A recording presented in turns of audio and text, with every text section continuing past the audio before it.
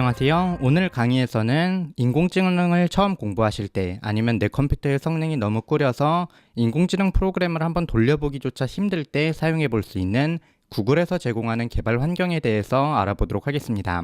참고적으로 이 내용은 현재 거미책으로 알려져 있는 머신러닝 딥러닝 실전개발 입문이라는 책의 후속으로 나오는 예제만 잔뜩 모아둔 책이 있는데 그 책에 나오는 내용입니다. 장기간의 일본어 번역으로 인해 영어 발음이 너무 꾸려져 있는 상태이기 때문에 이 개발 환경의 이름이 무엇인지 구글 번역기님에게 물어보도록 하겠습니다.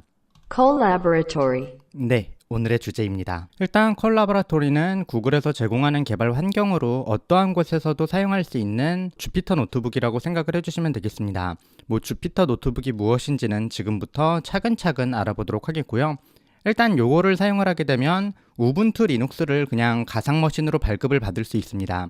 따라서 별도의 우분투 설치 없이 우분투 환경을 사용할 수 있게 됩니다. 이전에 머신러닝 딥러닝 실전개발 입문 유튜브 강의를 보다 보면 1강부터 굉장히 많은 분들이 막히셔요. 그래서 이유를 차근차근 살펴보게 되면 제 컴퓨터는 32비트 컴퓨터인데 어떻게 진행할 수가 없나요? 라든지 제 컴퓨터는 지금 메모리가 2GB 밖에 안 되는데 어떻게 사용할 수 없나요? 등의 질문이 나오게 되는데요.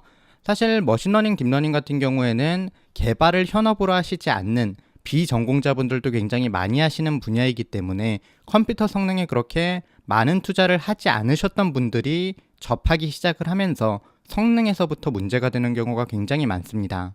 저도 들고 다니는 컴퓨터의 경우에는 그렇게 성능이 좋지 않은데요. 그러한 경우에 외부에 들고 나가서 카페에서도 사용해 볼 수 있는 오늘의 주제인 Collaboratory에 대해서 다시 살펴보도록 하겠습니다. 자, 그러면 본격적으로 살펴보도록 할 텐데요. 일단 콜라보라토리의 주소 같은 경우에는 지금 유튜브 아래쪽에 나오는 요 주소 되겠습니다. 여기에 상콤하게 들어가 주시게 되면 첫 화면을 보게 되면 지금 화면에 보이시는 것처럼 웰컴 스크린과 그 위에 기본적인 노트를 사용할 수 있는 화면이 나오게 되는데요. 오른쪽 아래를 보시면 새 파이썬 3 노트라고 되어 있습니다. 이 버튼을 누르게 되면 새 파이썬 3 노트가 만들어지게 되고요. 오른쪽 아래에 있는 이 드롭다운 박스를 누르게 되시면 파이썬 3 노트와 파이썬 2 노트 중에 선택을 할 수 있습니다. 그래서 원하는 개발 환경을 선택을 해서 개발을 하시면 되겠습니다. 우리 같은 경우에는 새 파이썬 3 노트를 선택을 해서 노트를 만들어 보도록 하겠습니다. 노트를 만들게 되면 지금 화면처럼 주피터 노트북이 나오게 되는데요. 주피터 노트북에 대해서 모르시는 분들을 위해 간단하게 설명을 해보게 되면 코드와 텍스트를 함께 작성을 할 수 있는 개발 환경이라고 보시면 되겠습니다. 그럼 차근차근 살펴보면서 오늘 진행할 내용에 대해서 알아보도록 하겠는데요. 위쪽에서 텍스트 셀을 추가를 한 다음에 이 텍스트 셀에다가 몇 가지 설명을 입력해 보도록 하겠습니다. 빠른 진행을 위해서 곧바로 복사를 해서 붙여 넣어 보도록 하겠는데요. 오늘 살펴볼 내용은 첫 번째로 코드를 실행해 보는 방법, 두 번째는 콜라보라토리의 성능을 확인하는 방법, 세 번째로 파일을 업로드하는 방법, 그리고 마지막으로 주의해야 하는 점도 살펴보도록 하겠습니다. 일단 코드를 입력하고 실행하는 방법에 대해서 알아보도록 하겠는데요. 위에다가 오늘의 주제라고 적어보도록 할게요. 일단 코드를 실행하는 방법은 굉장히 간단합니다. 코드셀이라고 불리는 왼쪽에 재생 표시가 있는 코드를 실행할 수 있는 칸에서 파이썬 코드를 입력을 하신 다음에 Shift 엔터를 눌러주시게 되면 코드가 실행이 됩니다. 구글 서버와 통신할 때 약간의 시간이 걸리기 때문에 실행하는데 시간이 조금 걸리기는 하지만 지금 보이시는 것처럼 프린트 안녕하세요를 출력했을 경우 안녕하세요를 출력하는 모습을 볼 수 있습니다. 굉장히 간단하다라고 볼 수 있겠는데요. 대부분의 기계학습과 관련된 기본적인 기능들은 이곳에서 다 할 수 있습니다. 모듈들도 기본적으로 다 설치가 되어 있기 때문에 별도로 파이플롯 설치하지 않고 사용을 하셔도 되고요. 예를 들어서 그래프를 그릴 때도 별도의 인라인 출력하는 설정 없이 아니면 매플롯 라이브러리라든지 넘파이를 설치하는 과정 없이 곧바로 그래프도 그려보실 수 있습니다. 간단하게 코드를 입력을 해보았는데요. 요거를 실행을 해주게 되면 지금 화면과 같이 그래프가 그려지는 모습을 볼 수 있습니다.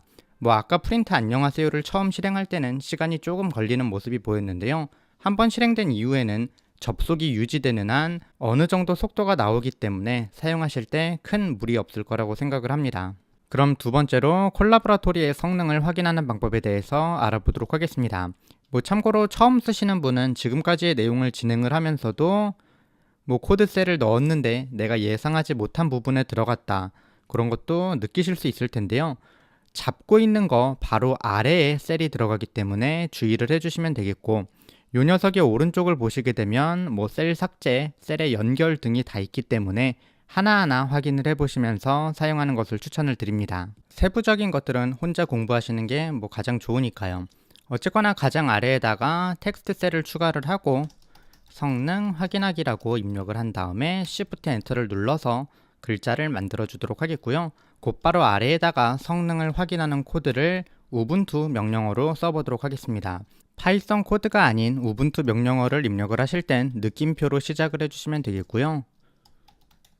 지금부터 작성하는 코드가 무슨 의미인지 전혀 모르겠다라고 생각을 하셔도 상관은 없습니다. 요게 기계학습을 할 때 그렇게 필요한 내용은 아니니까요.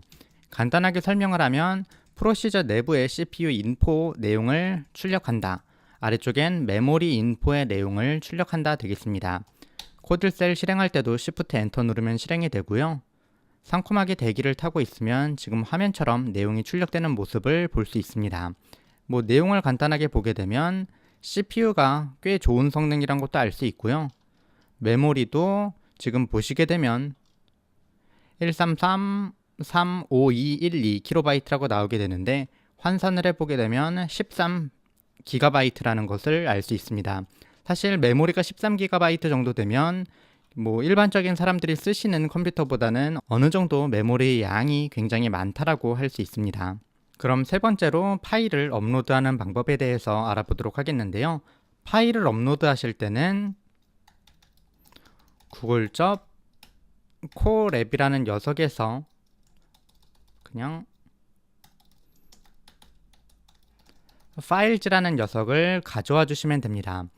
files.upload라는 녀석을 실행을 해주시게 되면 파일을 업로드할 수 있는 화면이 나오게 되는데요. 여기에 파일을 업로드해 주시게 되면 파일의 내용이 리턴되어서 들어가게 됩니다. 한번 실행을 해보도록 할 텐데요. 실행을 해보게 되면 지금 보이는 것처럼 파일을 업로드할 수 있는 화면이 나오게 됩니다. 파일 선택을 상콤하게 눌러주신 다음에 이 책의 예제에서 굉장히 많이 사용하는 이 여자아이 얼굴을 클릭을 해서 들고 와 보도록 하겠습니다. 들고 오고 나면 100% 업로드가 되었고 test.jpg가 test.jpg라는 이름으로 업로드 되어 있다는 것을 확인할 수 있는데요. ls 명령어를 사용을 해서 상콤하게 실행을 해보시게 되면 같은 디렉터리에 test.jpg가 업로드 되었다는 걸 확인하실 수 있고요. 업로디드를 출력을 해보게 되면 딕셔너리 자료형이 나오게 되는데 uploaded.test.jpg라는 이름으로 이 녀석에게 접근을 할 수 있습니다. 실행을 해주시게 되면 바이너리가 나오기 때문에 이 바이너리를 다양한 방법으로 활용하실 수 있습니다. 어쨌거나 오늘의 기본적인 콜라보레이터 상에서 진행하는 내용은 여기에서 끝이 되겠는데요.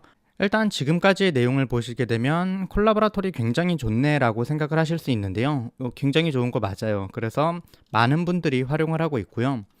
다만 이 녀석이 그래도 무료라는 거죠. 무료이기 때문에 구글에서 모든 것을 제공해 주기에는 구글의 자금적인 부담이 딸리기 때문에 구글에서 몇 가지 제한을 걸고 있습니다. 일단 첫 번째 제약이라고 느낄 수 있는 것은 내가 어떤 것을 실행을 하고 구글 드라이브에 저장을 하게 만들었는데 내가 웹 브라우저를 꺼버리게 되면 콜라보레이터 가상 머신도 몇 분 있다가 곧바로 꺼져 버립니다. 그래서 웹 브라우저를 항상 실행을 하고 있어야 되고 잠자기 모드로 들어가면 절대 안 된다는 것도 하나의 제약이라고 할 수 있겠고요. 웹 브라우저를 켜고 있어도 한번 가상 머신에 연결이 된 이후 12시간이 지나게 되면 이 가상 머신이 사라지게 됩니다. 그래서 12시간 넘게 학습을 해야 되는 프로그램에는 이 콜라보레이터를 사용을 할 수 없습니다.